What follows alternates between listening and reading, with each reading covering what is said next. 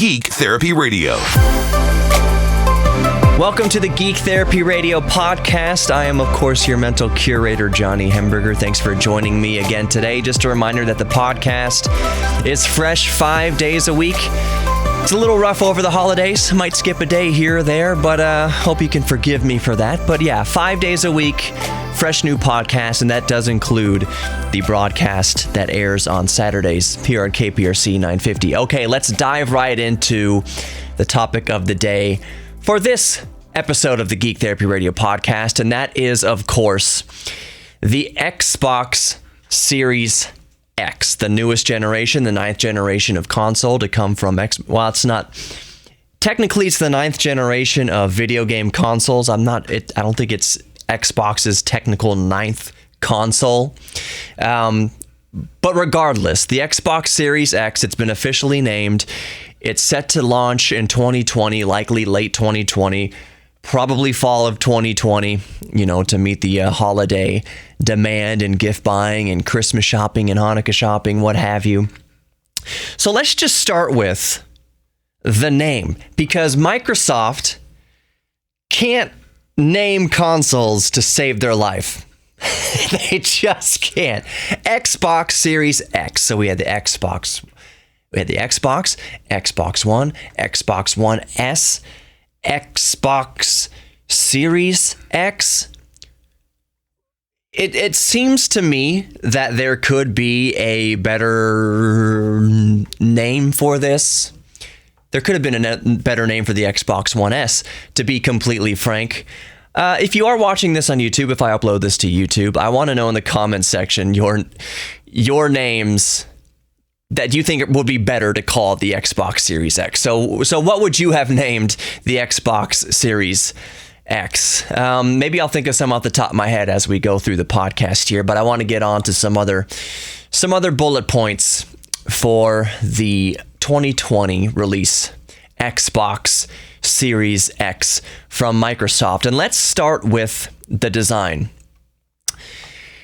It kind of reminds me, first of all, it's a monolith. If you're watching on YouTube, of course, I'll have pictures of it on here. If you're listening to the podcast, I'm going to make the thumbnail of the podcast the Xbox Series X thumbnail. So hopefully if you're in a podcast player that gets those updated thumbnails, you'll see it there. I will include links below in the description of the podcast to articles about the Xbox Series X. I gotta keep remembering to call it that, Xbox Series X, because their names suck. But the actual design of it, I think it looks actually pretty neat. I'm predisposed to kind of minimalist design. I like my hardware, not exclusively. There are some pieces of hardware and computers and such that have wacky designs, and I'm a fan of that too. But by and large, especially for something that's going in your, let's just be honest, your home theater setup. Have you seen the concepts for the PlayStation 5 that looks like a giant V, kind of like a stealth bomber B-117 or what have you? It's kind of radical. Part of me thinks, if you listen to past podcasts, that I don't think that that's going to be the final design for the PlayStation 5. If it is, fine, so be it. I'm not going to lose sleep over it. It's not going to be that big of a deal. I just kind of feel, maybe 51% leaning towards that it's not going to look like that kind of flying V design for the PlayStation 5. So the reason I feel like that is because that kind of radical design on the PlayStation side would mean it sticks out like a sore thumb in a home theater setup.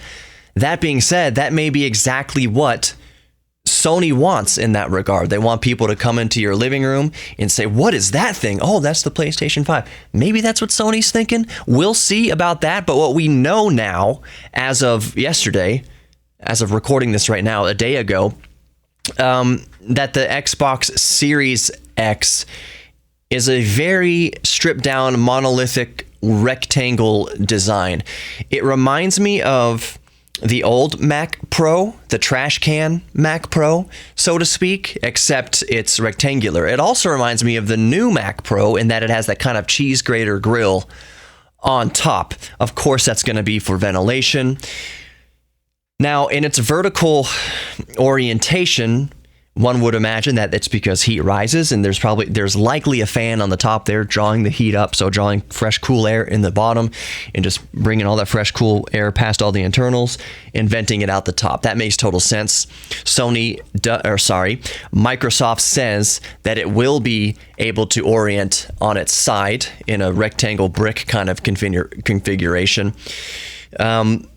That may work better with home theater setups. I know there are versions of Amazon's Echo that are kind of tall, like a Bluetooth speaker, like a big elongated Coke can, or like a tall boy beer can. So maybe if you have that on in your home theater, you might put the Xbox Series X next to it in its vertical orientation, or you might lay it down flat, kind of like a small fat sound bar. Either way, you have choices here in how you orient your Xbox Series X, and it's nice that they give us that choice, that it's not going to block airflow, although I would say, just from a pure physics standpoint, that the best airflow is going to be in its vertical orientation. But enough about how it physically looks. Let's talk about what we can see on it. While it is a very monolithic, simple design, there is obviously an optical drive bay slot on it with an eject button to the right of it or on top of it, depending on how you're orienting it. So it's not going to be pure digital. Will they release a version of the Xbox Series X that is pure digital? I would say probably. I would say very likely that they would, but at least on launch in 2020, it's going to be this all-in-one monolithic design with that optical drive bay. I would also assume that these are high-capacity Blu-ray discs up in possibly over 100 gigabytes.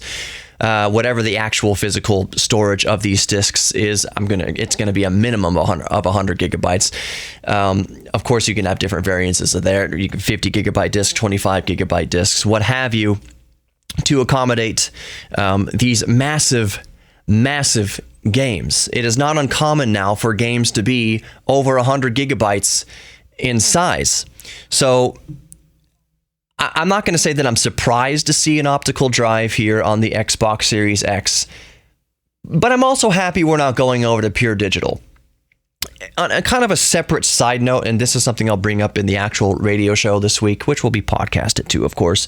I was going to talk about the writing being on the wall for GameStop. As you know, most sales, I think at most recent count, 86% of all video game sales have been digital download, and that's projected to be 90% here in the next year. It's not a surprise to anybody that most video game sales these days are digital. But that being said, there is still a benefit to physical cartridges, physical optical discs, owning your games physically. One is that you can trade those games with your friends, but most important, without having to buy new games. Let's say, hey, you both buy the new Halo game on a disc, or one of you buys Halo, one of you buys FIFA, whatever, on a disc, and you can just trade games. You don't have to go out and spend $60 again, what have you. But most importantly, with physical media, for most people, when I go into a brick and mortar store, if I happen to be near a GameStop or I walk into Best Buy, what have you, you can usually find, especially used, let's say you can find used games, and okay, now you're limiting yourself to places like GameStop and other places like that, resale, that brick and mortar stores that offer resale and used games, you can find them cheaper. Case in point, Nintendo doesn't really offer sales on their games too often. If you want to buy Zelda right now, if you want to buy Link to the Past, or Link's Awakening, it's still going to cost, as of recording right now, $60 or so on the Nintendo eShop, or Nintendo's digital distribution on the Switch. If you go into a brick and mortar store, you might find it for $5 cheaper. If you go onto eBay, you might be able to find it cheaper than that. The point is, on the resale market of physical copies of cartridges and discs, you can find the games that you want used at a significant discount, because the retailers, Nintendo in this case, usually don't slash the prices too much or don't have sales on those games too often.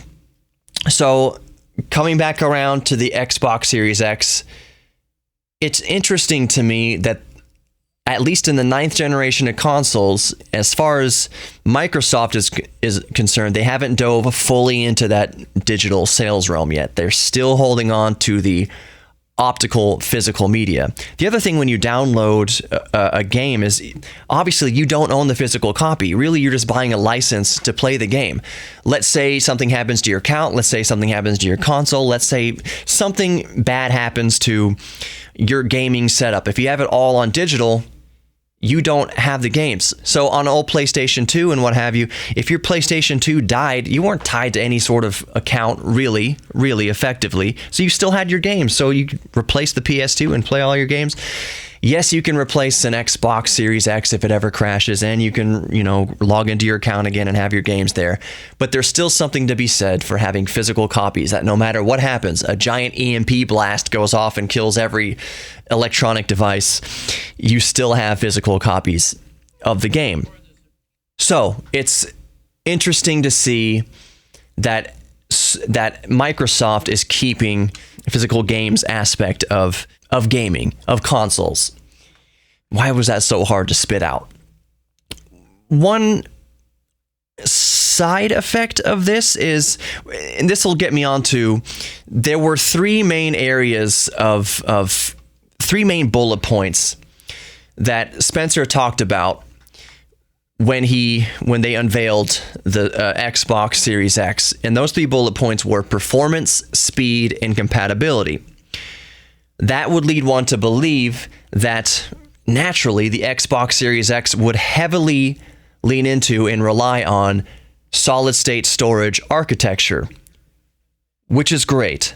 Awesome. I would be absolutely perplexed if a 9th generation console still had physical magnetic optical media as its main storage, so like a 1 terabyte normal hard drive in there.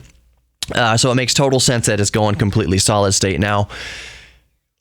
That said, I would imagine there would be an option where if you bought a physical disc for the Series X, that you could save the entire game to the solid state drive, or that there will be an initial kind of loading of the optical disc based game onto the solid state drive for the solid state to leverage the loading. If it loads completely off of the optical disc every time, that's going to mean increased load time. So yes, I would have completely imagined they're going to use the solid state architecture to leverage loading of the game from the optical disc. But I think the first time you put the game into the system, it's going to back a lot of it up to the disc. You're not going to be able to play the game instantaneously. Possibly that first time is always going to be a little slower, but that's something that we're used to nowadays. Any game you buy, even when you download a game, you're still gonna have to actually wait for the download, wait for it to install and what have you set up. So that's nothing new. Or maybe you can play the game. Maybe it'll give you the option. You don't want to chew up all that solid state space. You want to play the game right off the optical disc. Now, I do think that when you're playing it right off the optical disc, like I mentioned before, it's going to offload some data. It's going to kind of pre-cache, read ahead a little bit and put some of that data on solid state drive, again, to leverage the speed of solid state storage. Bottom line, that optical drive being there, it's not shocking, but it's still a little bit surprising that in going into 2020, Microsoft is still anticipated a desire in a lot of gamers to have physical copies of their games. So that's a thumbs up for me to Microsoft for still using optical discs, or having the option for optical discs in 2020. Phil Spencer also showcased the fact that the Xbox Series X will have, quote, real-time rendering, and they displayed a demo of this using Halo's Master Chief, a red sports car. And with the red sports car, according to the article I'm reading, which is Ars Technica, I'll include the article below, might be an exclusive car to Forza, maybe, possibly. And they also display the real-time rendering with a soccer match. There's no doubt in my mind that the graphics capabilities of the Xbox Series X is going to be an upgrade over the Xbox One S. That's just always with consoles. It's a natural progression that the graphics get better. In my mind, it's never reliance on good-looking graphics isn't as important to me as just good games. And that's not a strange thing to say. I think most gamers would have that point of view, that they would rather play a game that maybe wasn't as pretty as another game, but it was a great game, because you can have really pretty games that just suck, and you can have games that aren't so graphically intensive that are great. So while, yes, of course, the graphics horsepower is going to increase with the Microsoft Series, Xbox Series X, man, I hate that name. That just makes total sense. Graphics get better with each generation. What's more important to me, let's talk about the controller for a second. The controller is modified slightly. It's still unmistakable as an Xbox controller. I think that the Xbox controller, and arguments about this can go back and forth all day long, who has the better controller, PlayStation, Xbox, what have you. I personally prefer the Xbox controller, and the Xbox Series X controller, man, I hate that. Looks like it's going to be no different in terms of comfort. If comfort is going to change, it's going to somehow get more comfortable for more people. I like the way the Xbox Series X controller looks. The D-pad is a little different. There's a few little differences in there, but I like kind of the matte black look of it. Maybe they'll offer white controllers, who knows? But I like the way that the controller looks. It looks like it's going to be very comfy, and Microsoft has a good track record of making comfy controllers. So that is all wonderful. I want to know what you think, though. So I'll start that conversation by saying this. I'm not sure how excited I am for the Xbox Series X, how excited I am to buy one. And I'll just state my case right now. It's a separate company, of course, but I've never bought a Sony PlayStation 4. I always told myself I would buy a PlayStation 4 because I wanted to play The Last Guardian on the PlayStation 4. But I don't know what happens. It's not like it's too terribly expensive now. Yes, it's around $200 or so. You can find them used and what have you.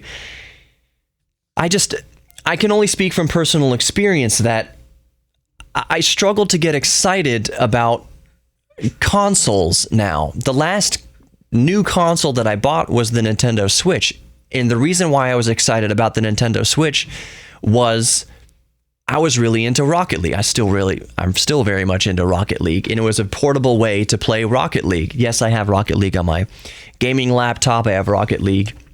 I have access to Rocket League basically wherever I am, but it was cool to have Rocket League on a handheld console. So that's what initially got me in the door to buy the Nintendo Switch. It just so happens that all the other games on the Nintendo Switch are great. There's a lot of great games on the Nintendo Switch. I forgive the fact that it doesn't have Netflix and it doesn't have a whole ton of streaming video content availability on there, but it doesn't care.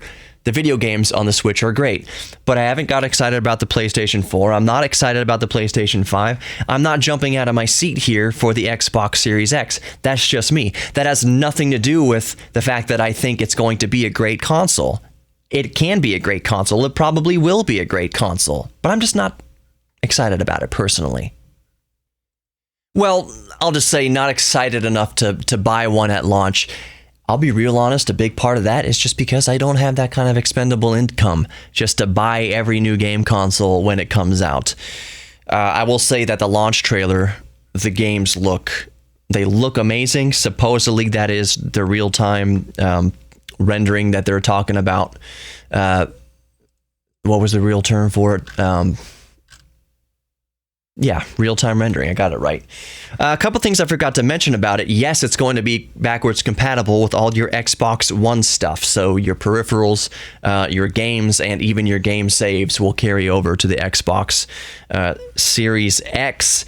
There's also on the front of it a USB port that I forgot to mention. On the bottom right of it, if it's in its vertical orientation, there is a USB port. What more can I say about that? There's a USB port on the front. So on the front, you have it's a slab. You have the Xbox logo on the top left. You have the optical disc drive slot on the bottom left, and you have the USB port on the bottom right. So yeah, what do you think? Back to that question. What do you think? Are you excited to buy an Xbox Series X when it launches for the holiday season of 2020? We don't have, that being said, we don't have an official price yet. I'm going to ballpark that this is not going to be that much different from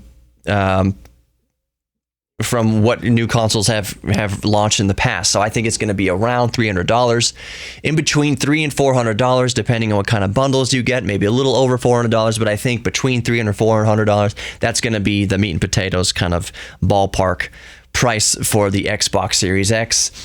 I don't think it's going to be anything radically more expensive than that. It's not going to be a $600 console, $700 console. It's not going to be like the Panasonic 3DO when it first came out. It's not going to be like the PlayStation 3 when it first came out. $300 to $400, I think that's going to be the launch price in holiday season 2020. With that, that's all I got. I want to know your thoughts and opinions on the Xbox Series X below in the comments section if you're watching this on YouTube. If you're just listening to the podcast, of course, you can just email me, geektherapy@iheartmedia.com. You can also go to the website, geektherapyradio.com, and there's an easy way to contact me through there. So I do read all the emails. Thank you for sending it to me, especially thank you, my international listeners and international viewers. That means the world to me, because I know when you write an email to me, you're taking time out of your day to write to me, so I very much appreciate that. Also, real quick on the YouTube channel, thank you for pushing me over 2,000 subscribers. I know it's not some huge, massive 10 million subscriber channel, and it may never be. Let's keep expectations real, but I do appreciate the 2,000 thus far, because guess what? It used to be a big fat zero. You all start somewhere, so 2,000 is a cool milestone for me. I just appreciate everyone who considers subscribing to Geek Therapy Radio on YouTube. Without my usual ending comments, we're all geeks about something, so embrace your inner geek. Be good to yourselves and others, and know that you are worthy of love. You are worthy of giving love, you are worthy of receiving love, and you are worthy of your own self-respect. I know that last part is often the hardest thing to hear. It's often the hardest thing to believe about yourself.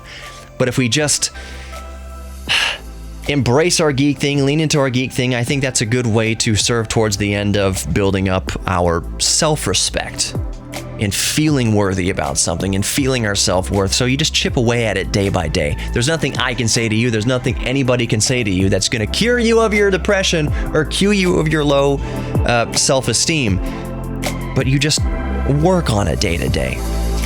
Share your geek thing with others. Learn about other people's hobbies and passions and interests. I think that's also a good way to help people out of ruts, no matter what that rut is, just doldrums of life or severe depression. It's a geek therapy, I think, is a good way to help, just help in life in general. So thank you for watching. Thank you for listening, and I'll see you on the next episode of Geek Therapy Radio. Take care.